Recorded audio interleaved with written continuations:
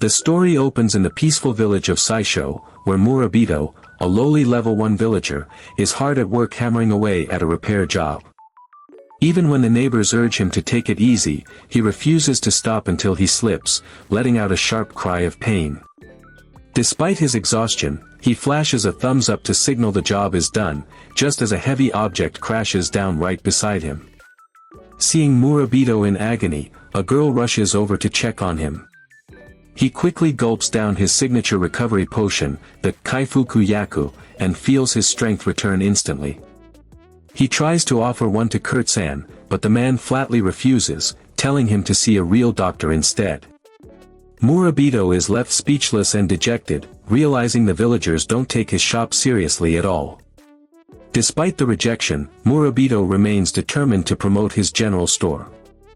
While the villagers are friendly enough, there's growing doubt that his business can actually survive as a primary source of income. As the narrative reveals, the general store in Saisho, a village stuck at level 1, has long since stopped turning a profit. Life in this village feels incredibly easy, even though adventurers once flocked here to challenge the Demon King before meeting their end. The village was once shrouded in rumors of high-level monsters, making it a hotspot for travelers. That all changed when a hero finally defeated the Demon King, effectively ending the golden age of adventuring. Amidst this history, Murabito continues to serve as the village handyman, doing everything from fixing docks and wrangling pigs to washing dishes and taking out the trash. With a pig balanced on his head, he proudly introduces himself as Murabito, a true-blooded native of Saisho and a villager through and through. Murabito often reminisces about his father, Chi-chi, a brave soul who once ran the legendary Sudachi general store. For 10 years, Murabito has visited that same spot, doing his best to honor the legacy and the spirit his father left behind for the village.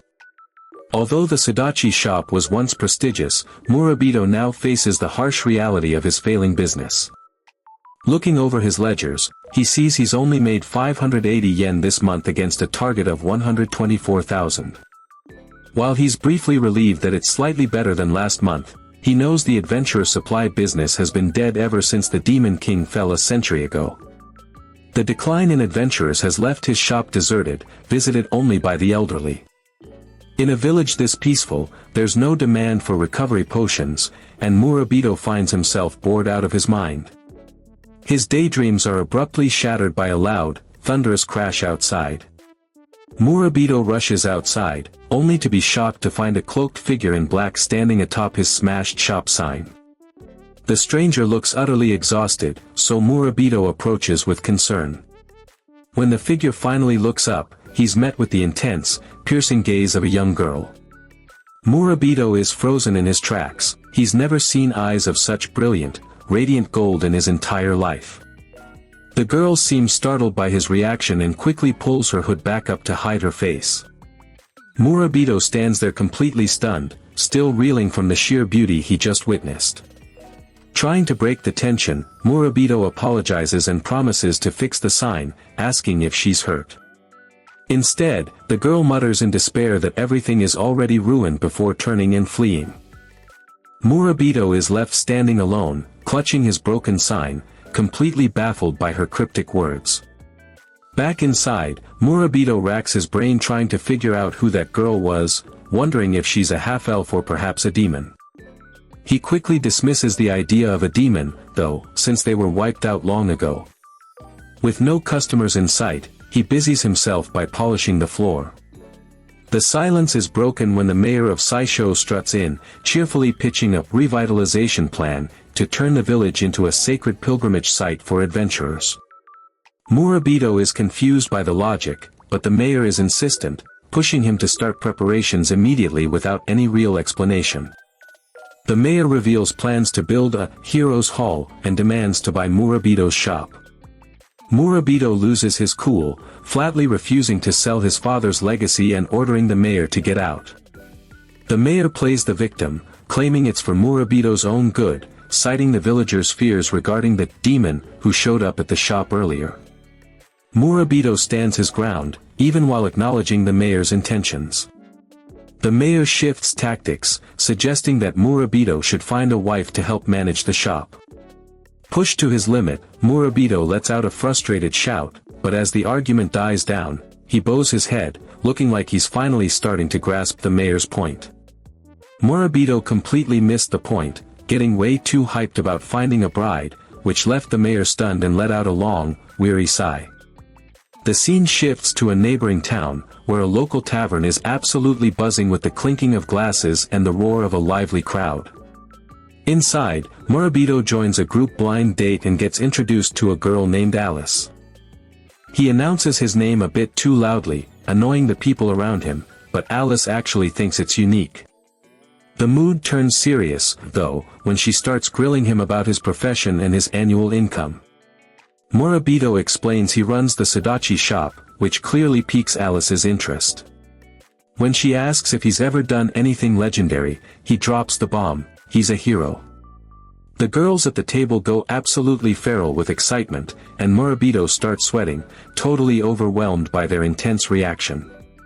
Caught off guard by their enthusiasm, Murabito finds himself bombarded with questions about his past. Sensing a golden opportunity to stay in the spotlight, he starts spinning a tale about the days when he couldn't even swing a sword and had to rely on a basic wooden stick. But his honesty backfires spectacularly. The women, expecting a dashing hero straight out of a card game, end up kicking him out in disgrace, calling him a total fraud. As he sprawls out on the street, Murabito grumbles in frustration, realizing they don't care about real heroes, they're just obsessed with fantasy card characters. All alone, Murabito remembers his father's advice about never lying, even though he now admits he's no real hero. Staring at the few coins left in his hand, he realizes he blew his budget on the date and now has to walk home. He sighs, terrified that his dwindling finances might cost him his shop for good. His mind drifts back 12 years to the Sudachi shop, where a young Murabito was already a business prodigy, scolding his father for missing sales targets. He criticized his dad's habit of handing out free goods to the needy, warning him it would ruin their margins. His father just apologized, insisting on helping others, though little Murabito thought that logic made zero sense. Feeling like the true brains of the operation, young Murabito pressured his dad to hand over the shop. 2 years later, while reading a legend about a hero defeating the Demon King, he asked if their shop would even be needed if the world finally found peace. His father didn't give a straight answer, just gave him a gentle pat on the head and a chuckle to put him at ease. His father hoped that when peace finally arrived, the shop would be Murabito's, and urged him to build a profitable business. Even though he felt his dad was missing the point, Murabito took those words to heart. But the warm atmosphere shattered when they saw the news on the paper about a new hero emerging, the moment that changed their lives forever. The flashback takes a dark turn, showing the heartbreaking day someone brought news of a tragedy. Through the pouring rain, the wreckage of a cargo carriage stood as a grim testament to the fatal accident. In his final moments, his father warned him of the danger, leaving a young Murabito screaming in agony, begging him not to go. After his father passed, Murabito reflected on why he hadn't realized the crushing weight he would eventually carry under that same rain. He questioned the northern battles that claimed so many soldiers, including his father, who died delivering recovery potions. After the shop was forced to close, Murabito wept at his father's grave, vowing to create a shop that brought peace in his own way. Back in the present, under a starry sky, Murabito walks alone, brooding over his failing business. He has a fleeting, dark thought that his shop might be doing better if the Demon King were still alive. He quickly shakes it off, realizing that pining for a time of war just for profit is a pathetic fantasy. His steps grind to a halt when he spots a girl in a black cloak standing on the edge of a high cliff. She's shivering, surrounded by a grim, gloomy aura in the chilly night air. Murabito recognizes her as the girl who had been standing outside his shop earlier and shouts out to grab her attention. Things turn critical when she suddenly jumps from the ledge. Murabito screams for her to stop, but she's already plummeting into the abyss. Horror washes over him as he realizes she'll surely die if he doesn't act right now.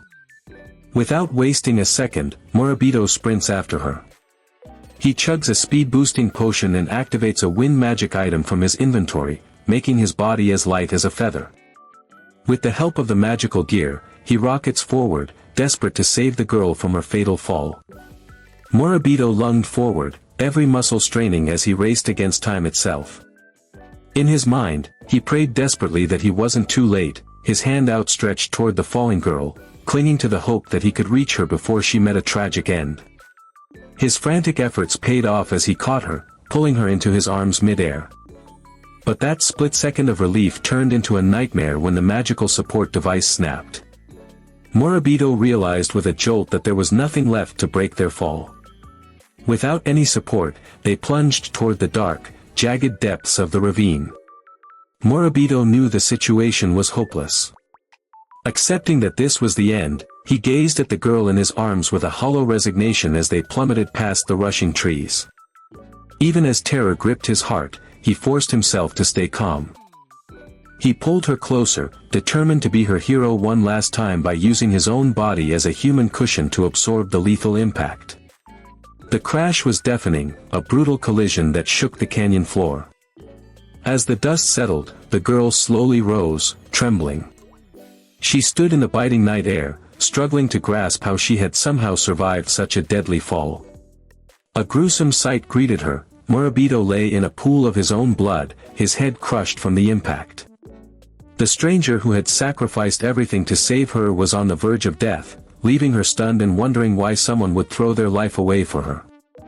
As she contemplated his end, a creature named Kokumogra appeared, mocking Murabito's idiotic sacrifice. It sneered, claiming he died for nothing because he mistook her for a common human, when in reality, she was an immortal being. The girl could only mutter the word protection in utter confusion. Stung by the mockery, the girl felt compelled to know if the young man had truly harbored no ill intent. She knelt beside his blood-soaked body, letting out a long, weary sigh as she grappled with the senselessness of his sacrifice.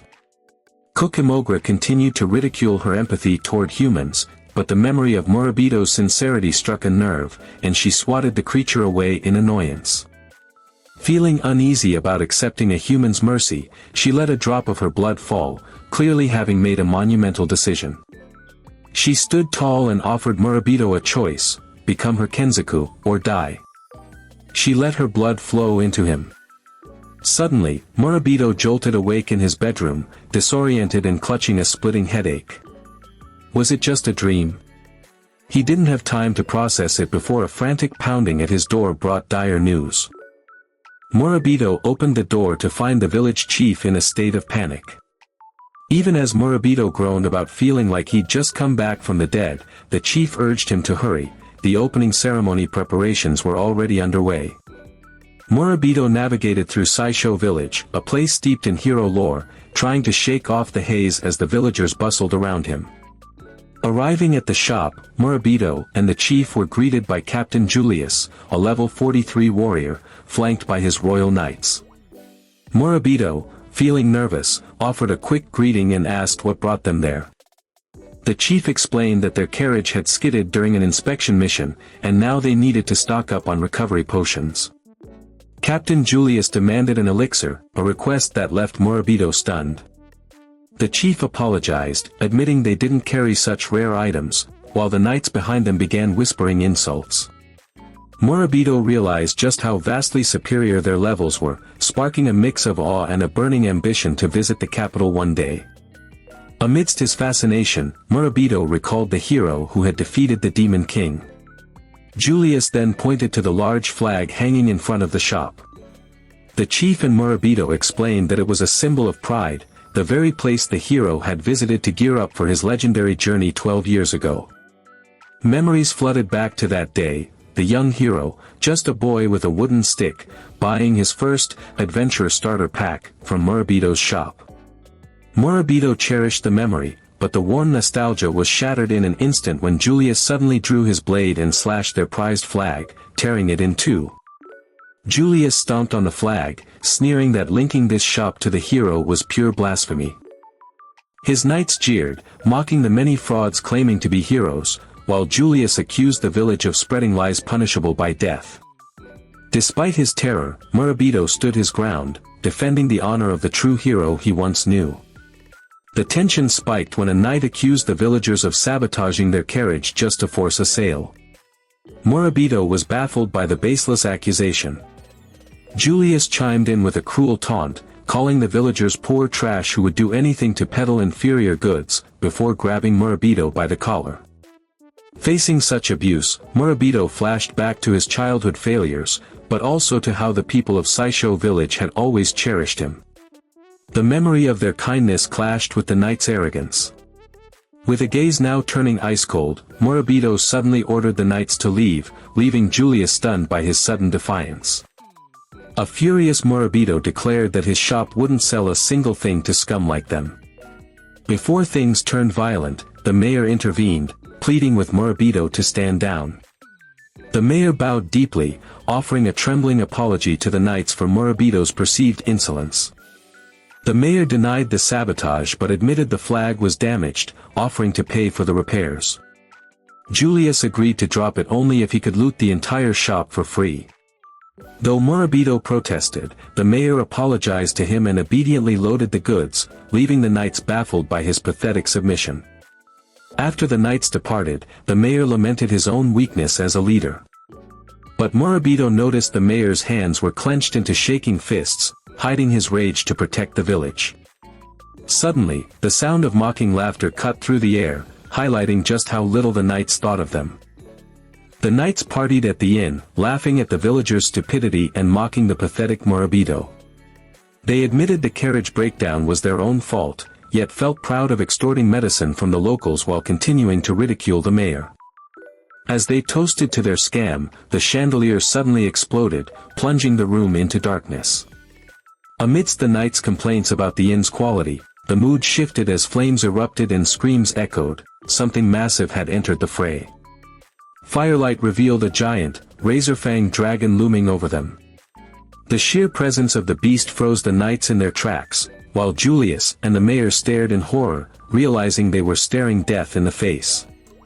Elsewhere, a cloaked figure mused that the target wasn't dead yet. Their loyal servant appeared, questioning the village's weakening power and hinting at a desire for freedom. The master merely tested the servant's loyalty, who apologized for failing to keep the demon under control. Back at the inn, Julius spiraled into a panic, realizing he was surrounded by high-level castle-class monsters.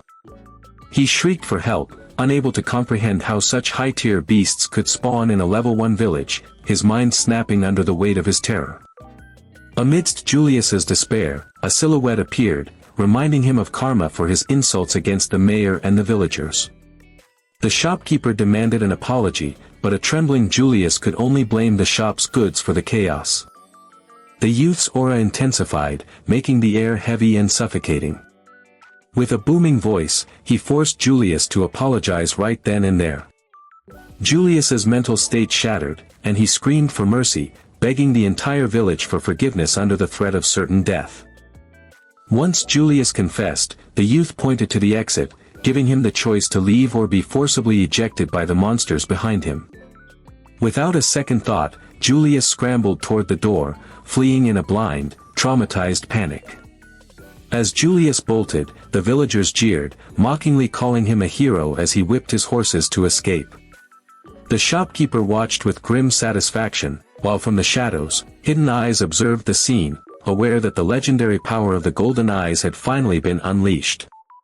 That day marked a massive turning point. The Demon King had finally returned to the world.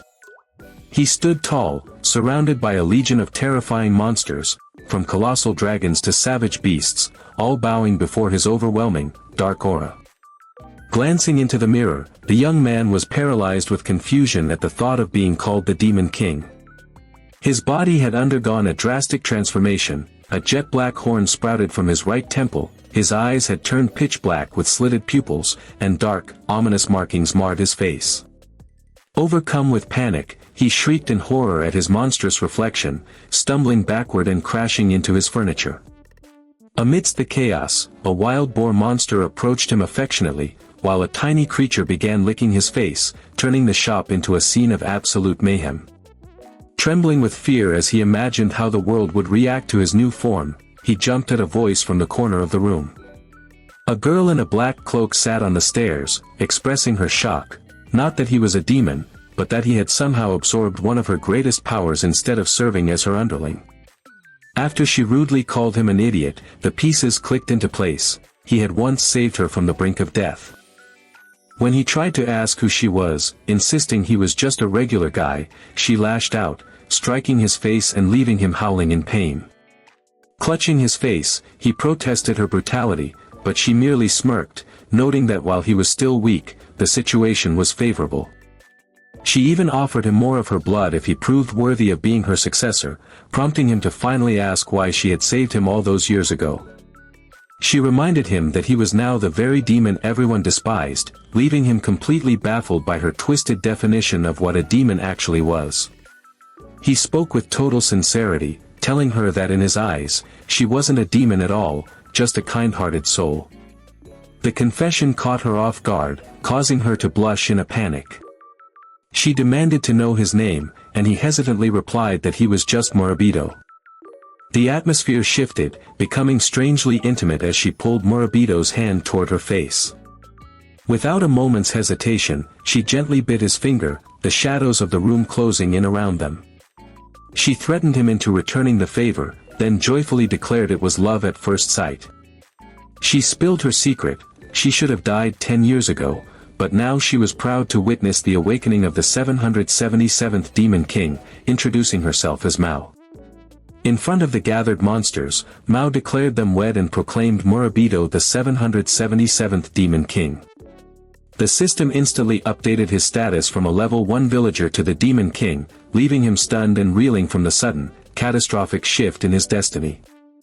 Flashbacks hit him. He remembered serving the hero at his shop with total dedication.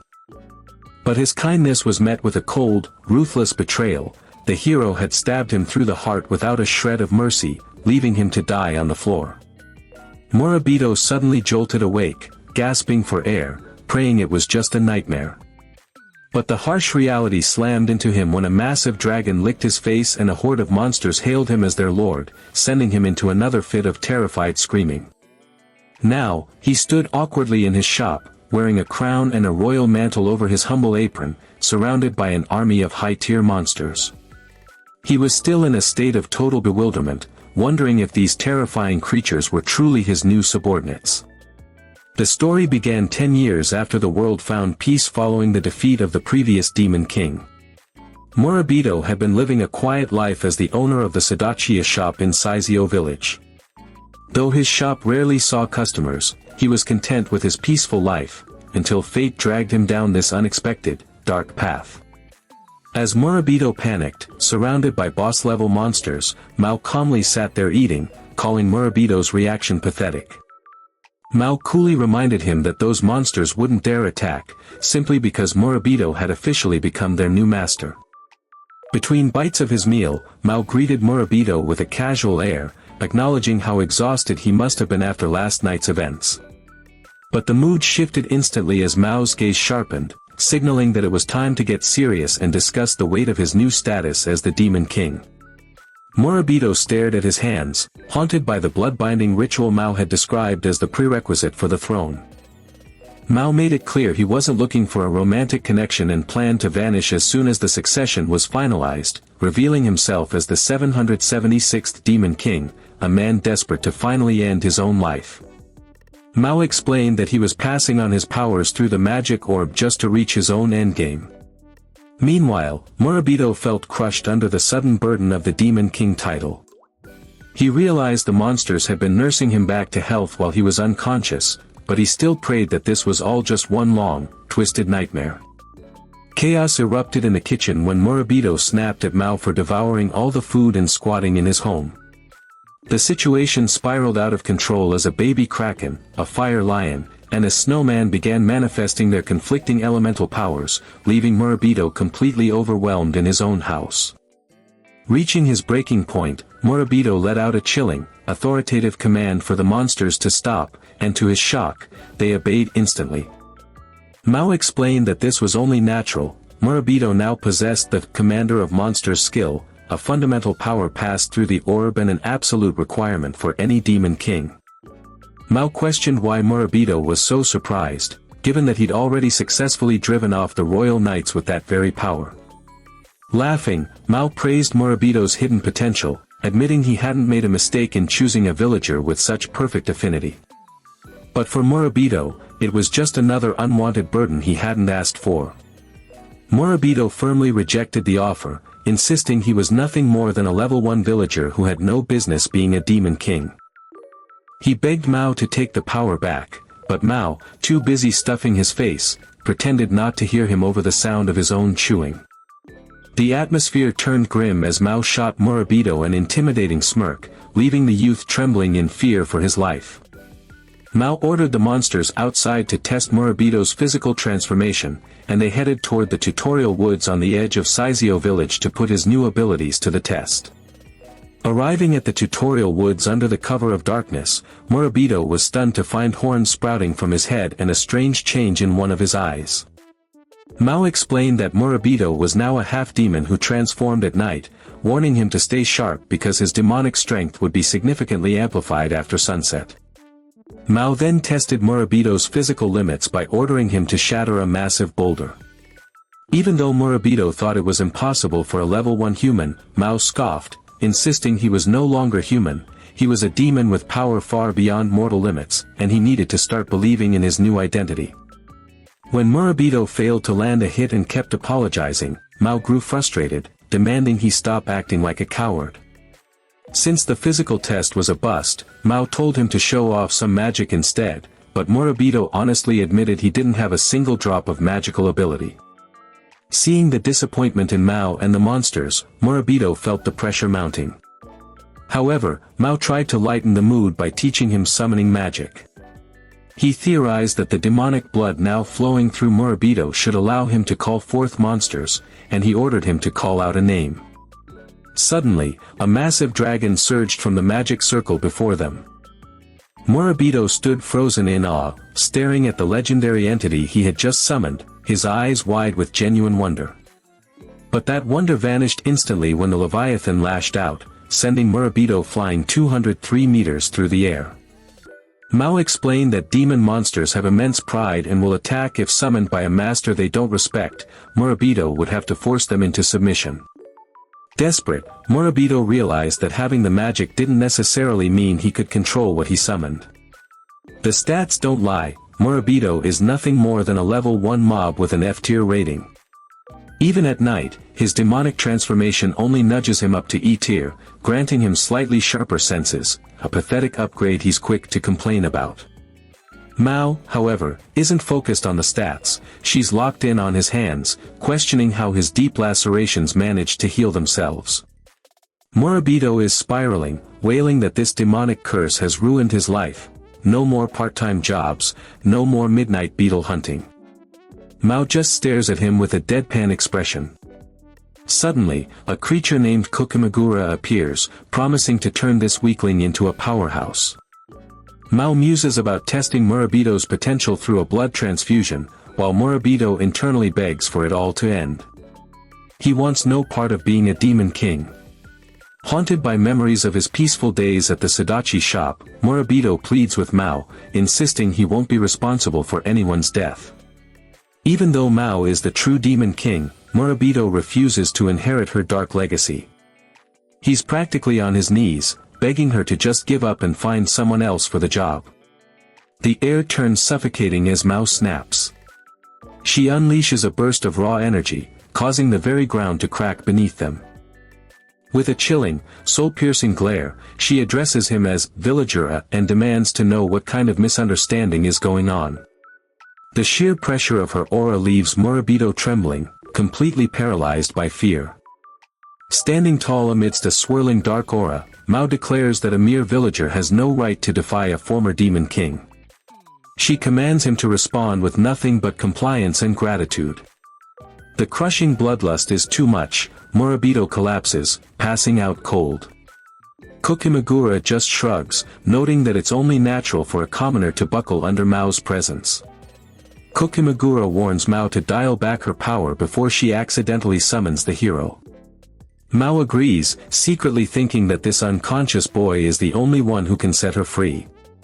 When she demands to know why Kokimagura sticks around, the creature insists that it's no cold-hearted underling, it won't abandon its master when the chips are down. When Kokimagura asks if she's feeling relieved, Mao tells it to keep quiet. Murabito finally wakes up in bed, his horns gone. Kokimagura offers a cheery "good morning," but before Murabito can wrap his head around the madness, his thoughts are cut short by the sound of Mao greeting customers at the shop with an unnervingly bright smile.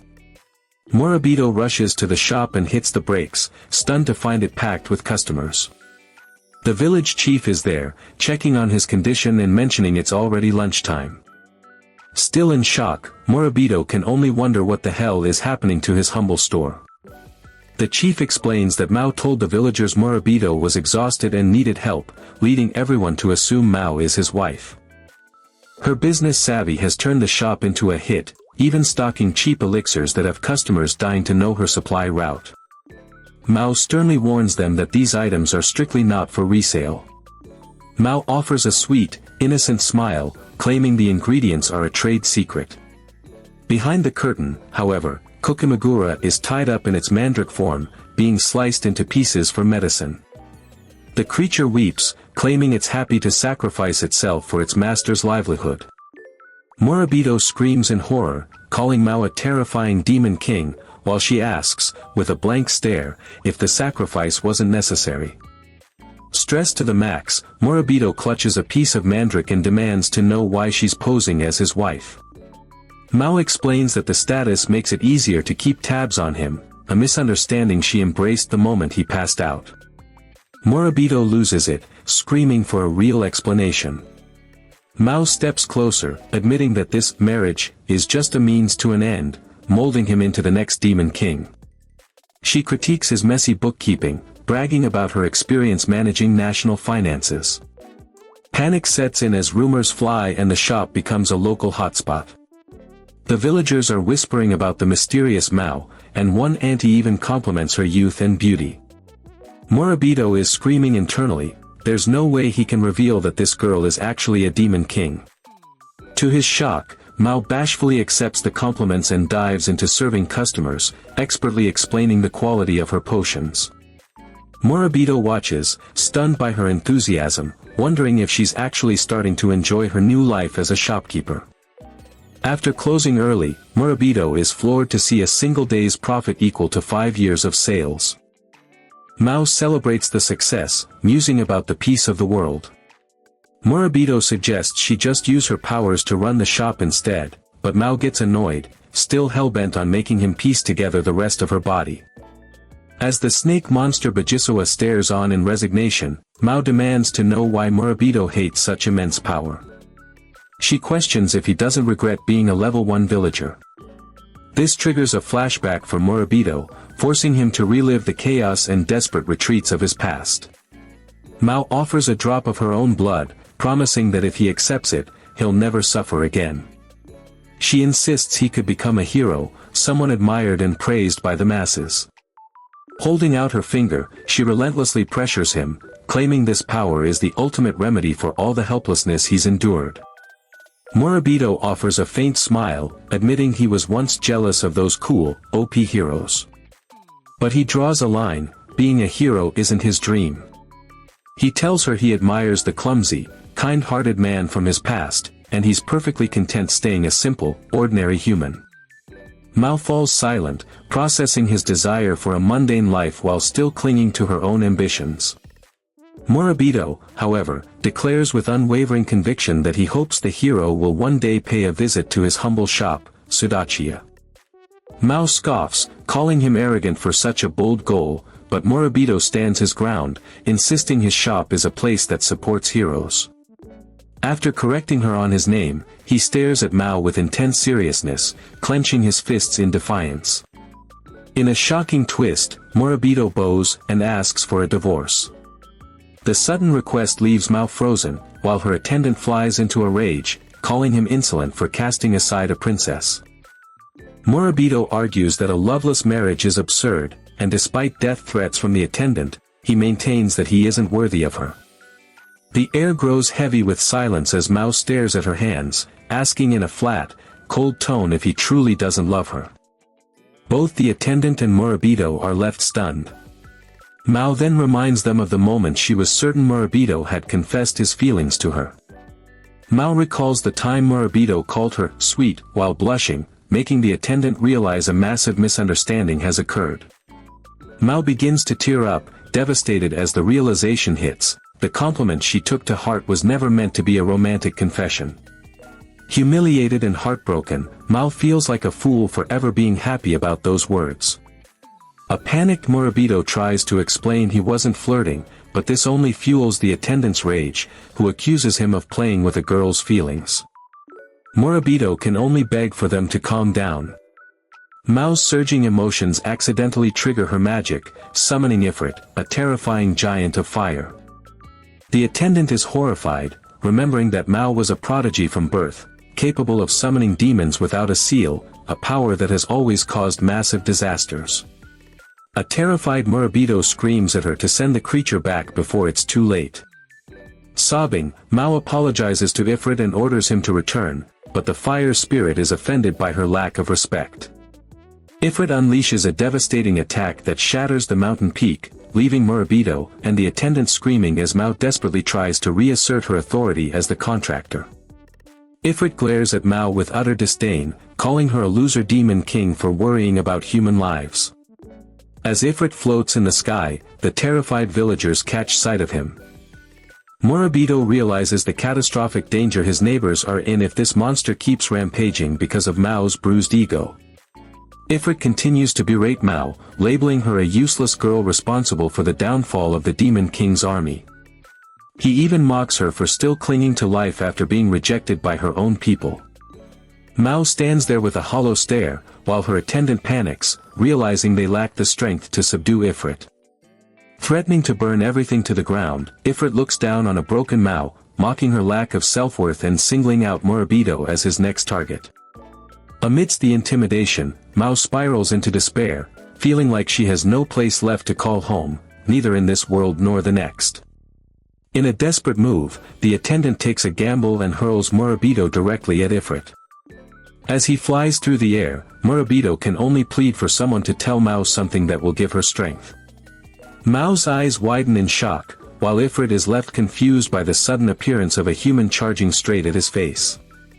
Murabito plunges through the air, screaming for Leviathan in a desperate bid for survival. Suddenly, the legendary Colossus breaches the water's surface, its presence both magnificent and terrifying. Mid-fall, Murabito reaffirms his identity, begging the ruler of the deep to lend him its power. His face is etched with a gravity that speaks of a life-or-death gamble. Leviathan dominates the horizon, its impenetrable, shimmering scales catching the light. The mere echo of its name shatters the peace, plunging the entire region into a suffocating, tense atmosphere. Mao watches in disbelief as the demon beast emerges, certain that such a creature would never obey a human. While the villagers mistake the giant for a mere fish, Mao realizes with horror that Leviathan actually despises Murabito. Despite the imminent threat, Murabito finds the strength to offer a word of gratitude. Mao screams, calling Murabito a fool for provoking a monster that clearly wants him dead. Undeterred, Murabito pleads for Leviathan to protect Saizio village and Mao, swearing to bear the consequences just as the beast's massive jaws snap open before him. A devastating blast erupts from Leviathan's throat, and then, the beast vanishes without a trace. The confused villagers whisper that the water god has performed a miracle, dismissing Murabito's desperate cries as mere fantasy due to their ignorance of such monsters. Mao rushes to Murabito, trembling with anxiety as she checks on him. Murabito just smiles, sensing that Leviathan held back its killing blow, but Mao scolds him for his recklessness. She feels a wave of relief that the crisis has passed, despite her deep-seated disdain for the fire-breathing Leviathan. Murabito chuckles, trying to lighten the mood by comparing their dynamic to a parent and a troublesome child. He apologizes for his daredevil leap off the cliff, but Mao shakes her head, bowing in shame as she blames herself for the entire catastrophe. Murabito gazes at Mao with gentle warmth, thanking her for everything she has done as the former Demon King. He knows that without the body she granted him, he would have been slaughtered by the knights who threatened his village. He vows to repay her, even if becoming the next Demon King isn't his path. With a sudden spark of enthusiasm, Murabito proposes they open an equipment shop together. The sincerity of his desire for a normal life, free from the shadows of the past, leaves Mao completely speechless, staring at him in utter shock. Noticing Mao's stunned silence, Murabito nervously suggests they find a magic item to strip away her Demon King powers through merchant networks. Mao contemplates the possibility of a normal life for a moment before bursting into laughter, dismissing the idea as an impossible fantasy. Mao realizes that Murabito is only trying to distract her from her deep-seated guilt. She believes she is beyond redemption and that a Demon King's legacy must end in death, urging him to take her place and claim the throne for himself. Mao looks at Murabito, softly admitting that the thought of living as an ordinary girl sounds strangely appealing. Murabito welcomes her with open arms, confident in their future together. Under the bright, clear sky, the former Demon King officially joins the Sudachi-ya shop. The scene shifts to the capital, outside St. Arthur's Hospital, where the legendary hero Sir Arthur charms the public with his signature smile to boost the patient's morale. But behind this noble facade, Arthur is desperately holding in his bladder, earning a sharp reprimand from his partner to maintain his hero's dignity. Tensions rise behind the scenes as someone protests this ridiculous charade, revealing that the script was written by the king himself. Amidst the scheduling chaos at the opera house, a nun frantically warns the others to keep the truth a secret. The real hero is nowhere to be found.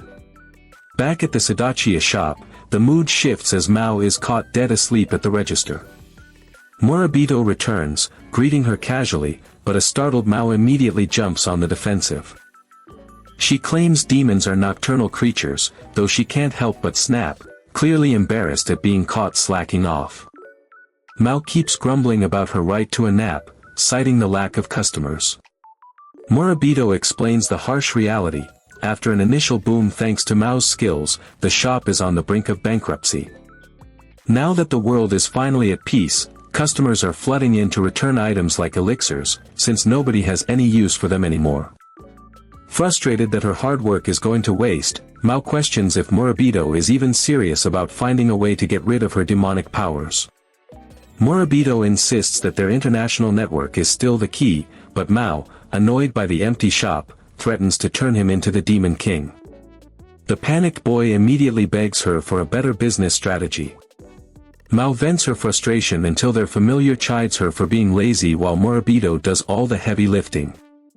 As they consider sharing some eggs for lunch, Mao contemplates who is truly the most useless one here, eventually sparking a wild idea to ask the hero for help.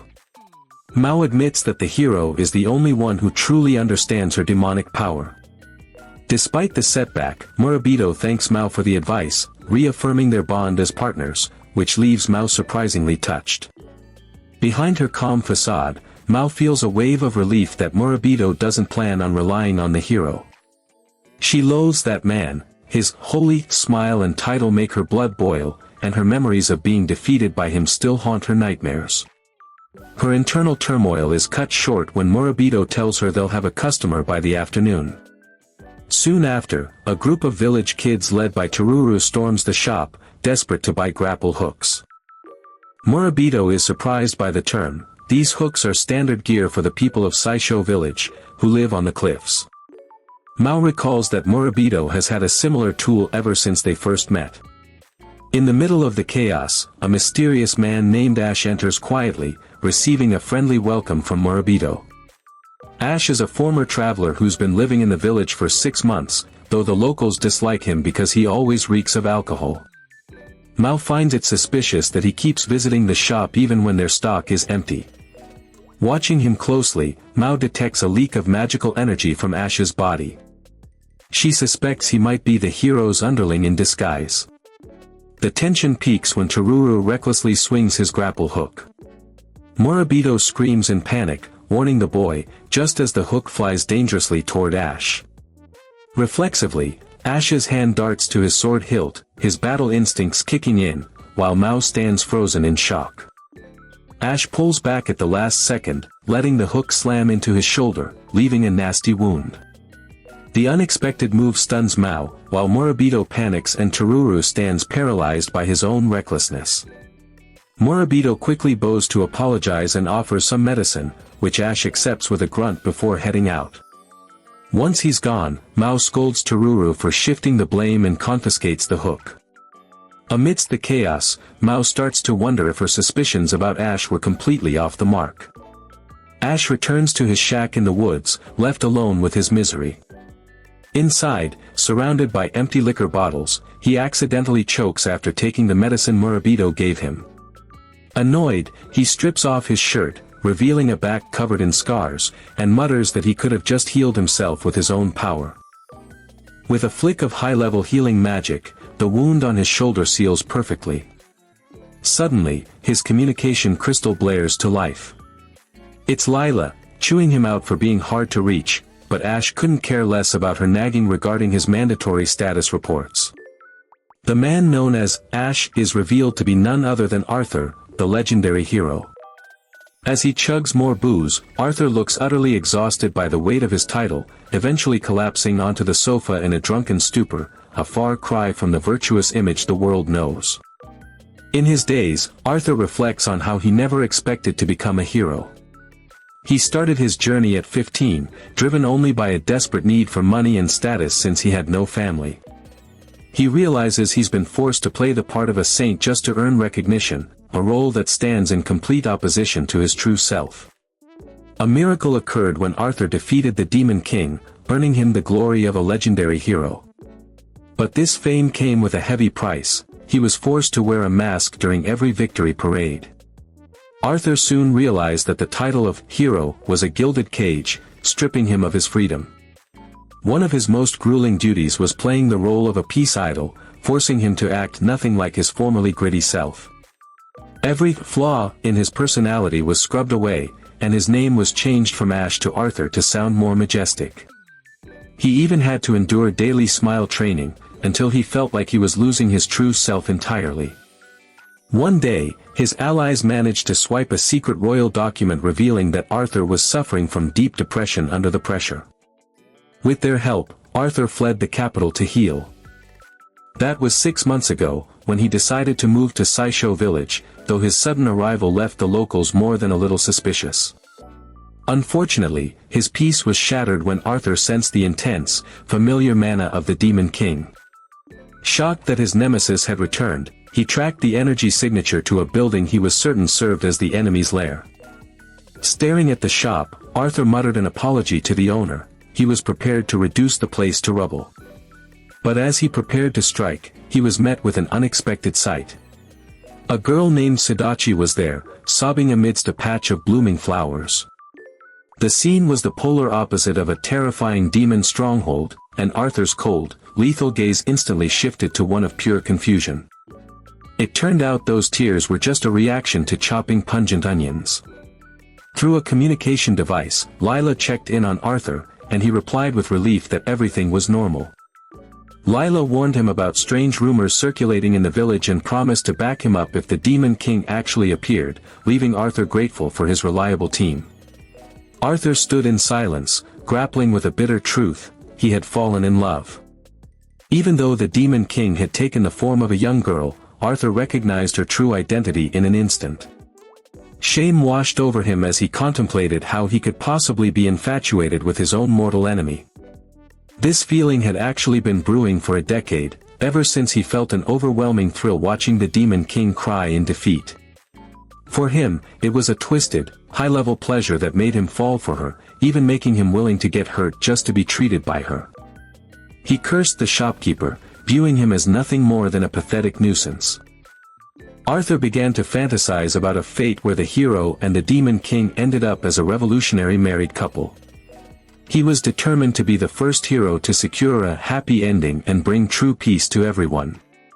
Armed with his wealth and status, he began plotting how to make her fall for him. In his disguise as Ash, Arthur chatted with the village elder, who caught a whiff of alcohol on him. The elder asked how he was finding village life, and Arthur expressed his gratitude for being welcomed with open arms. When Arthur asked about Mao's job at the shop, the elder explained that Murabito was the only young man left in the village besides the children. Shockingly, the elder revealed that Murabito and Mao were actually a married couple, a revelation so jarring it caused Arthur to snap his pen in half. Back at the shop, Murabito was grumbling about Tururu running off when a slime from Saisho village appeared, trembling, prompting Mao to immediately demand to know what happened. Upon hearing the slime's report, they received a grave warning: the hero was planning to pay them a visit. The news left both Murabito and Mao frozen in place, their expressions turning grim. The hero's presence was a legitimate threat to their peaceful life in the village. Mao shouted in shock, demanding to know the details, and the slime explained that the hero was living in a hut on the outskirts of town. The realization hit them hard: this was the same man they had encountered before. The fact that he was coming to their shop cast a suffocating, terrifying shadow over them. Seeing the situation unfold, Murabito actually burst into tears of joy, thinking his father's wish had finally come true, which only left Mouthmole and the slime confused. Mao, however, saw the dark reality: the hero was clearly targeting Murabito's life, while Murabito himself remained completely oblivious to the danger. Elsewhere, the hero dropped his facade, his eyes flashing with hostility as he hissed Murabito's name. He swore he would teach this guy a lesson, convinced that some low-level, bottom-tier side character had no right to be married to Mao. The story enters a new chapter at Murabito's shop, where Arthur strides in with an overwhelming presence. Murabito and a young child are stunned by his sudden arrival, while Mao, hiding in the back, faces the confrontation he's been dreading at the nest.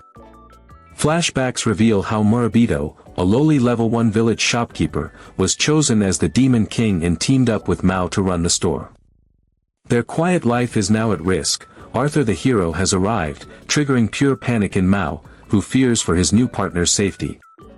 The next morning, under a gloomy sky, Murabito and Mao look haggard, their eyes heavy with sleep and fear.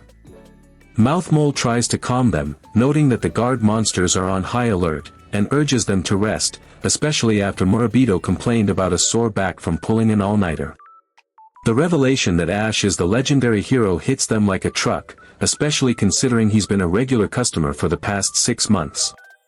Murabito's old dream of the hero returning has turned into a waking nightmare, leaving them wondering, why is he targeting Murabito?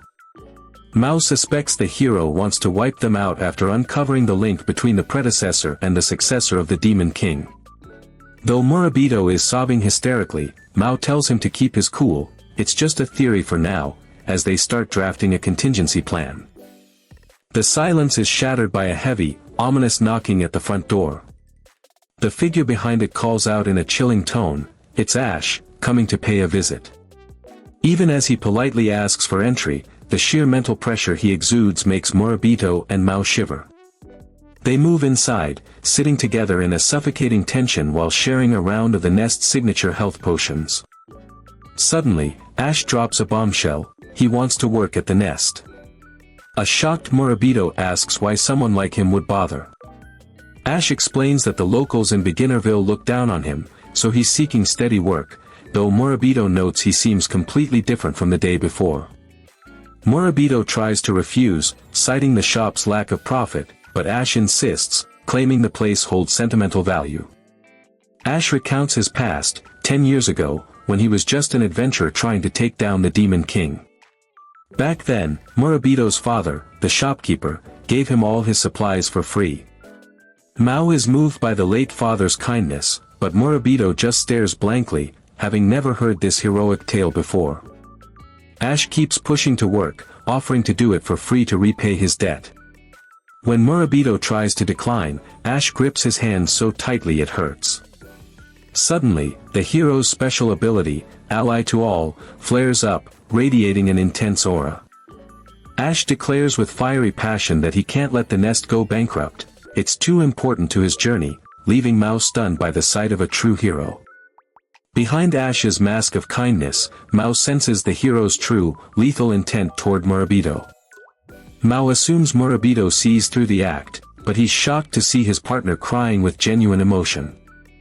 Without hesitation, Murabito shouts that Ash is officially hired, a decision that leaves Mao completely dumbfounded.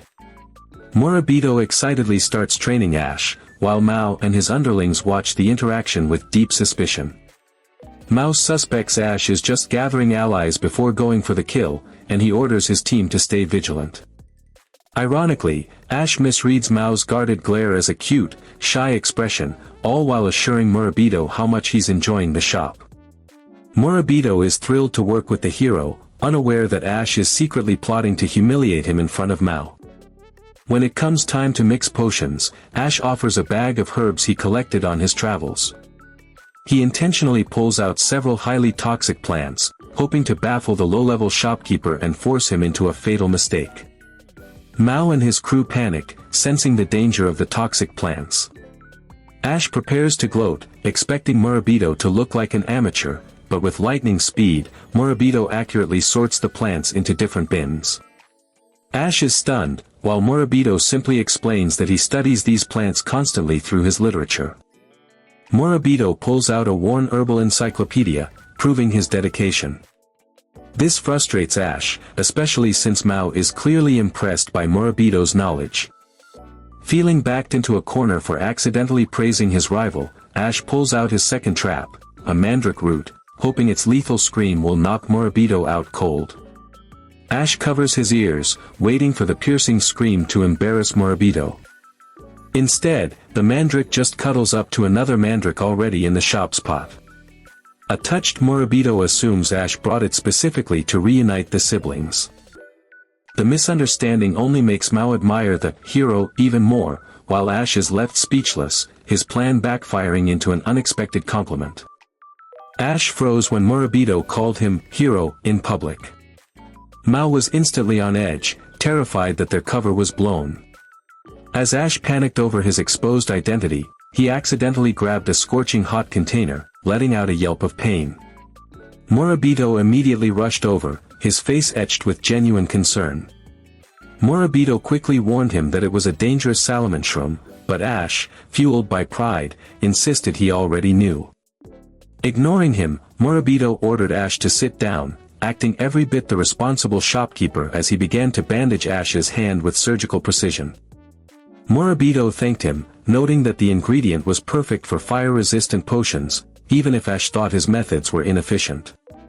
Seeing Murabito's sincerity, Ash's walls finally crumbled. Mao then explained that she was now under Murabito's care and had abandoned her plans to destroy humanity, even though she knew that, as a hero, Ash was duty-bound to take her out. Mao seemed resigned, but suddenly, she delivered a brutal kick that sent Ash flying. She had sensed a surge of dark intent. Murabito was left baffled by the sudden violence, while Ash realized with a jolt of horror that Mao's kick was meant to snap his neck to suppress the murderous impulse he had just projected. Ash asked if they were married, but Mao shot that down, explaining their relationship was purely about succession. The misunderstanding deepened when Ash assumed Mao had surrendered her body to him. As Murabito tried to diffuse the awkward tension, Ash couldn't help but feel mentally outplayed by a mere villager.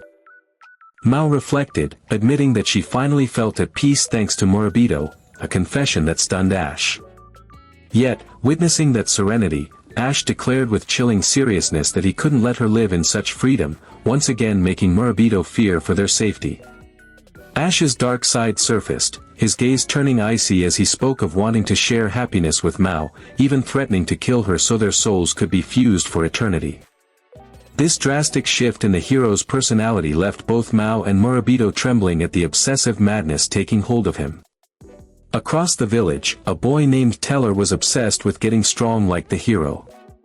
He insisted on training in the mines with an old hook, ignoring his friend Thunder's warnings. As Teller swung the tool with reckless enthusiasm, the hook snapped, triggering a massive rockfall that buried him.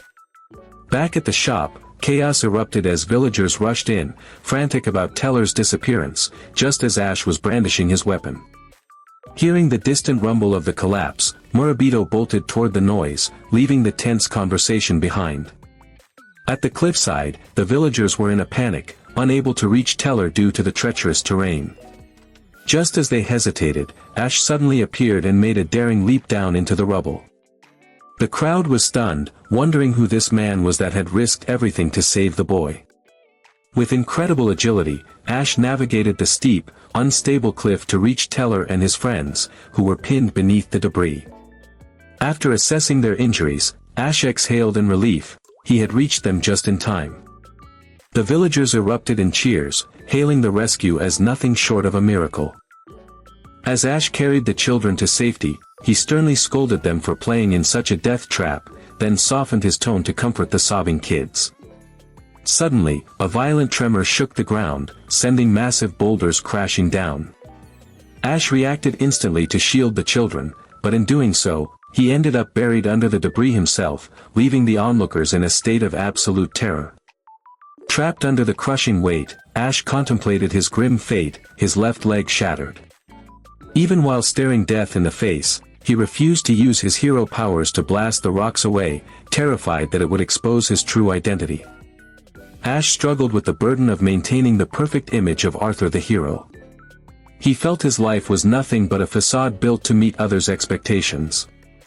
Yet, in the depths of his despair, he felt a strange sense of relief, knowing the children's sincere gratitude was directed at him, simply as Ash. Just as Ash began to lose hope, a blinding flash of light erupted. The village girl who had been by his side revealed her true form, complete with horns and dark markings. With a surge of raw power, she lifted the massive debris that had been crushing him. She poured every ounce of her strength into holding up the ruins, desperate to keep the weight from collapsing further onto Ash. Stunned, Ash watched as this girl risked everything to save his life, leaving him frozen in shock despite his agony. Realizing she was a demon, Ash felt a wave of confusion, yet he finally let his guard down and accepted her help. Through the pain, he began to understand that even monsters and demons could harbor the will to protect, making her his only lifeline in this dire situation. In his weakened state, Ash grumbled, stubbornly insisting he didn't need her help. She ignored his prickly attitude entirely, weeping with relief that she had arrived just in time to pull him back from the jaws of death. Ash stared at her in disbelief, baffled that she showed no trace of disappointment. He confessed that he was nothing but trash, a failure who had betrayed the expectations of a hero. He even admitted his selfish desire to usurp the Demon King, insisting he wasn't worthy of being saved. To his raw confession, the girl replied that she had no reason to be let down by him. She recalled the past, when she and her late father had been waiting for someone special to visit their shop, the very moment Ash first appeared and changed their lives forever. Through her tears, she explained that the hero they were waiting for wasn't some flawless legend, but a broke, beaten-up customer who arrived carrying nothing but a wooden stick. Her heartfelt words left Ash stunned, realizing she had accepted him for exactly who he was from the very start. With the situation under control, the queen decided to take her leave, while the terrified mayor scurried over, begging the monsters to stay back. After the girl thanked the golem and jokingly collected on the debt Ash owed for free goods from 12 years ago, they prepared to flee the danger zone. But the peace was short-lived as a massive boulder plummeted from above. Seeing the sudden threat, Ash gripped his weapon, ready to face the lethal danger looming over them once again. Ash raised his weapon high, triggering a blinding white light that unleashed a massive wave of energy. The spectacle left Mao, the mayor, and the others watching in awe as a pillar of light tore through the darkness of the night. Once the dust settled, Mao commended Ash for his unexpected sharpness and resolve. Swayed by the praise, Ash pledged his loyalty to Mao, addressing him as boss, marking the pivotal moment the hero officially joined the group. The scene shifts to the bustling streets of Numbatul. Amidst the crowd, an enthusiastic blonde girl pushes through, searching for the legendary hero, Sir Arthur, convinced she caught a glimpse of his heroic silhouette. That figure turned out to be none other than Ash, wearing the nest apron and peddling goods alongside Mao. Even as the locals shouted that he was a fraud, Ash insisted he was the official stunt double, a man with master-level swordsmanship. To prove his skill, Ash sliced through an object tossed by his assistant using only a paper fan, leaving the crowd stunned. He immediately tried to pitch his healing potions, but the blonde girl remained skeptical, accusing them of using his looks to run a scam. Facing the accusation, Ash smoothly charmed the girl by calling her a saintess, causing her to blush deeply. As the crowd began to warm up to them, Mao simply sat back, enjoying an ice cream parfait and completely unfazed by the chaos unfolding around him. The journey continues as a carriage rattles across jagged cliffs, carrying the shopkeeper from Beginnerville. He's absolutely buzzing, thanking Ash for their record-breaking sales. With the stock completely sold out and a mountain of gold to show for it, the shopkeeper couldn't be happier. Ash, the legendary hero slumming it as a shop hand, is acting insufferably arrogant. It's driving Mao, the former Demon King, up the wall. Ash claims he's just working off an old debt, while the shopkeeper reminisces about the dark days when his tiny shop was on the verge of bankruptcy just after the era of peace began. The dynamic inside the carriage is bizarre, a hero and a former Demon King forced to work as a team. Ash loves pushing Mao's buttons, terrifying him with his antics. He reminds Mao that the villagers are too dense to spot a powerhouse like him, keeping his true identity safely buried under his hero persona. The shopkeeper recounts the time Ash saved them all from a landslide, insisting that his kindness won't go unrewarded. Ash just lets out an obnoxious laugh that makes Mao's skin crawl, coldly reminding them that without his intervention, they'd be in a world of hurt. Ash's tone shifts, turning deadly serious. He warns them that if the kingdom ever caught wind of Mao's true identity, they'd hunt him down and raze the entire village to the ground. He claims he's been working overtime to squash rumors of monsters, all to keep them safe, and that's exactly why he needs to keep a close eye on them. Mao tries to push back, but Ash threatens to expose them to the kingdom, sending the former Demon King into a panic. The shopkeeper is grateful for Ash's guidance, but Ash begins forcing Mao into strange, humiliating conditions. Mao is left wondering, why is the hero really helping them? Ash locks eyes with Mao, offering a cryptic smile and admitting he actually enjoys sticking close to him. Suddenly, the moment is shattered by frantic shouts from outside. Passers-by are screaming for Lord Villager, and a bewildered Mao turns to Mouthmole to ask what on earth is going on. A group of armed bandits on horseback has surrounded the carriage, cutting off every escape route. The bandit leader gloats, declaring they've finally cornered their target, the shopkeeper from the level 1 village, famous for his cheap elixirs. Mao realizes with a jolt that they're in deep trouble. The bandits demand all of Mao's elixirs. When Mao expects Ash and his companion to unleash their hero and Demon King powers, they simply surrender without a fight. They're bound and dragged to a hideout, leaving Mao screaming in protest at their cowardly behavior. Inside the cave, the bandits poke through the elixirs with greedy curiosity. A tied-up Mao is livid, demanding to know why they let themselves get caught. The former Demon King and Ash explain that winning too easily would only create bigger problems for people with their level of power. The duo discusses the fallout of using their true strength. If they lost control, the bandits would be vaporized instantly. The former Demon King suggests Mao use his monster conductor ability to scare them off, but Ash shuts it down. He doesn't want the main road littered with a massacre. Realizing Mao completely forgot he had that ability, the former Demon King just sighs, wondering how fate ended up saddling a dunderhead like Mao with the Demon King's bloodline. Mouthmole offers to tunnel an escape route, and Ash is all for it. But suddenly, Mao refuses to run. He's terrified that if they escape, the bandits will just move on to terrorize another village. With a steely gaze, Mao insists they can't leave others to suffer, leaving the former Demon King to wonder, who's going to uphold justice if Mao can't rely on anyone? Ash stares intently at Mao, calmly explaining that he and the heroine have dedicated their lives to justice, which is exactly why Mao hired them. Mao is stunned into silence. Meanwhile, in the background, the bandits are busy inspecting their loot, already doubting the quality of the elixirs. The bandit leader decides to test the elixir's potency by torturing the hostages. Ash, finally fed up with this little charade, prepares to snap his ropes, but Mao suddenly screams out, loudly declaring himself the manager of his two companions. With a display of courage that leaves Ash and the former heroine stunned, Mao shouts for the bandits to deal with him instead.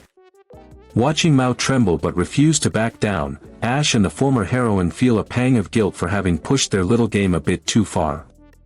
The bandit unsheathed a razor-sharp blade, intent on carving Mao up just to test the elixir's potency. Terrified, Mao tried to keep his cool, but he panicked at the thought of his half-demon regeneration kicking in. If his wounds healed too fast, his secret would be blown. He was trapped in a nightmare: endure the agony or expose his true identity to the enemy. The bandit leader was convinced the elixir was the real deal since Mao didn't flinch, but Mao's relief vanished the moment the thug ordered his men to execute the other hostages. Mao was stunned, realizing he'd been leaning way too hard on Ash and the former hero just because they were OP. It was a lazy mindset he knew he had to break. Mao contemplated his teammates' true identities as the Demon King and the hero, but he brushed those thoughts aside. He wasn't protecting them because of their legendary status. With steely resolve, he snapped his own bonds. To him, they weren't just powerful figures anymore, they were Miss Mao and Ash, valued colleagues he had to protect as their manager. Mao launched a desperate charge, slamming into a bandit and catching the leader completely off guard.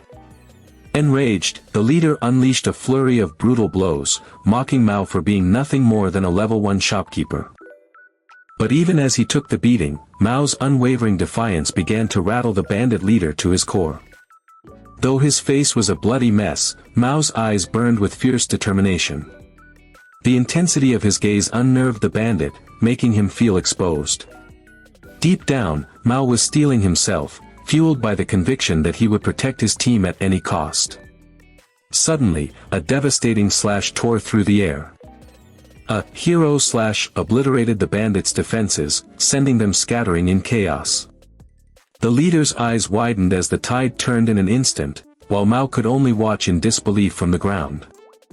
Ash and Miss Mao stood amidst the pile of defeated minions, radiating an aura of calm, lethal intimidation. Ash demanded the leader release their manager, nonchalantly noting that the lackeys were merely knocked unconscious. Realizing he wasn't dealing with average travelers, the bandit leader, a former guild tamer, summoned his blood-boar monster. Instead of cowering, Ash and Miss Mao applauded mockingly, suggesting he put his talents to better use than petty crime. Locked in the predatory gaze of Ash and Miss Mao, the blood-boar panicked and bolted, ignoring its master's frantic commands. Mao just sat there, limp and exhausted, watching the life-threatening standoff end in the most absurd way possible. Ash had stopped the blood-boar's charge with a single hand, forcing the beast to flee.